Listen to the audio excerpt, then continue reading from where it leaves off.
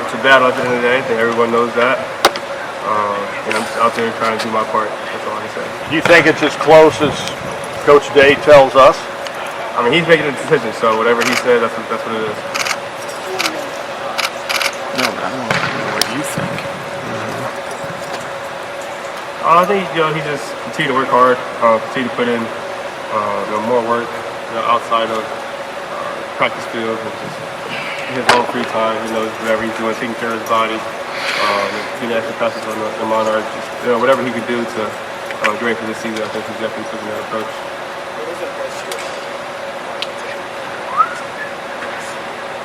Yes, Carnell's been special, man. I think Carnell's probably at a better point right now than I was going into my sophomore year. So I think, it's last year. So I mean, I think he's amazing. He handles his business.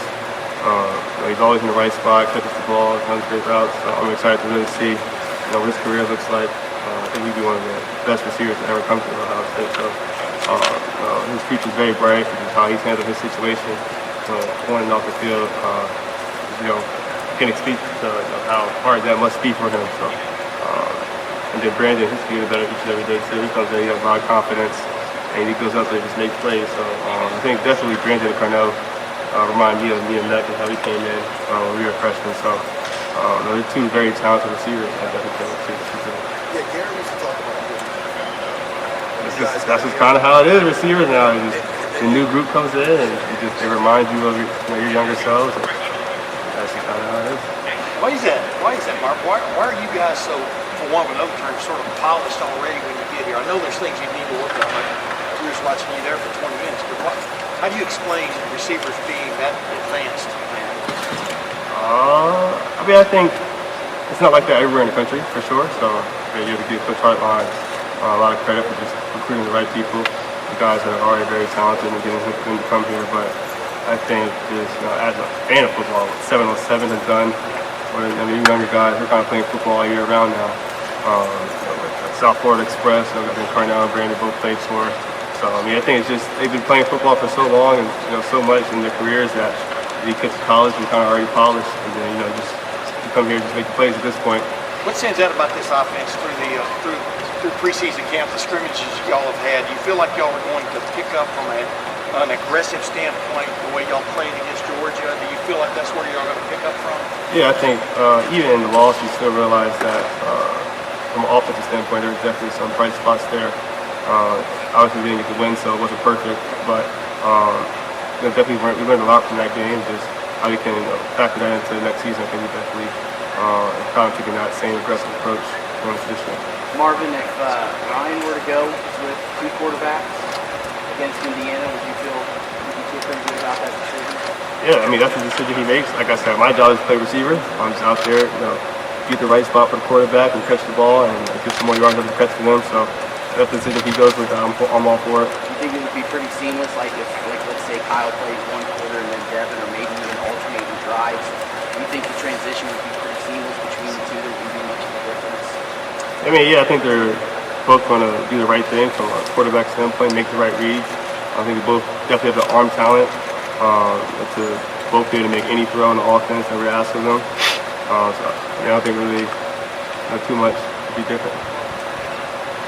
Given your size and skill set, what does that bring to the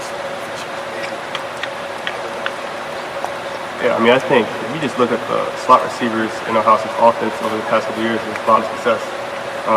Dated back to KJ Hill, Paris Campbell, Jackson, Garrett for 1 year, Mecca last year. So I think the slot is a very important piece in our offense. And then even from a run blocking standpoint, I think that's where my slots are kind of come into play. We ask our slots, sometimes they got linebackers and block the ends. So I think I definitely can do that in the offense. And then just being a mismatch. I like my chances to get the safety anytime. So I think it's just definitely brings a different element to the offense. You emphasize a lot the spring. We get better at catch. Yeah. How do you actually get better?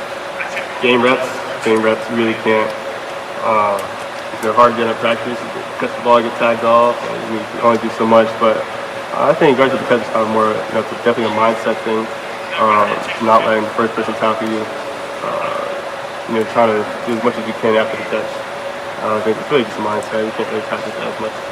Mark, what is it about Xavier that made him the right guy to wear the block on the field? I think X is the perfect example for what you want an Ohio State player to be. You look at his story, coming in. I think he played corner first. Was a walk-on guy. Came in with an injury. He played in so many different position rooms: corner, running back, and moving receiver, and he just always kept working. Never really complained about anything. And just his leadership on and off the field. He's the guy that you want leading the team. Like I said, he's just a great example, for myself and just the rest of the guys on the team. So I think he's just the perfect person to wear the block though.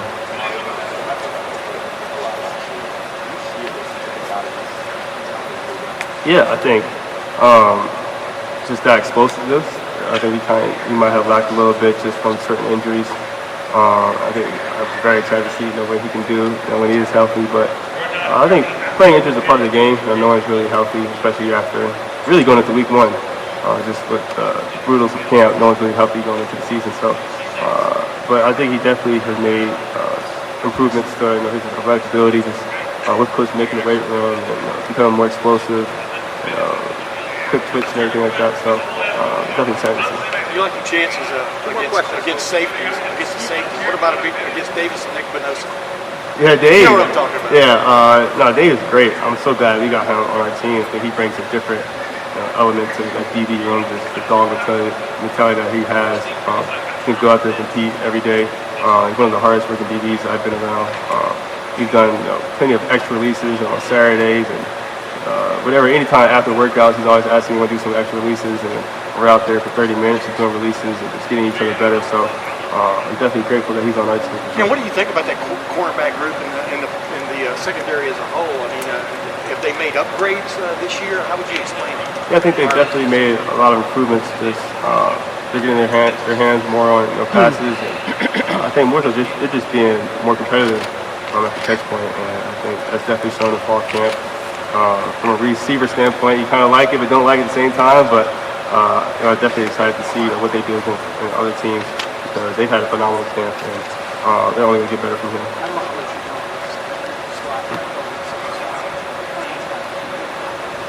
Yeah, I think Sonny's one of those guys. You just put him on the field wherever, DN, linebacker, safety. He can play every position on the field, and he's that good of a player where he can impact the game from any spot. So I think he's going to definitely bring a lot to our defense, from a versatility standpoint, just what he can do on the defensive side of the ball.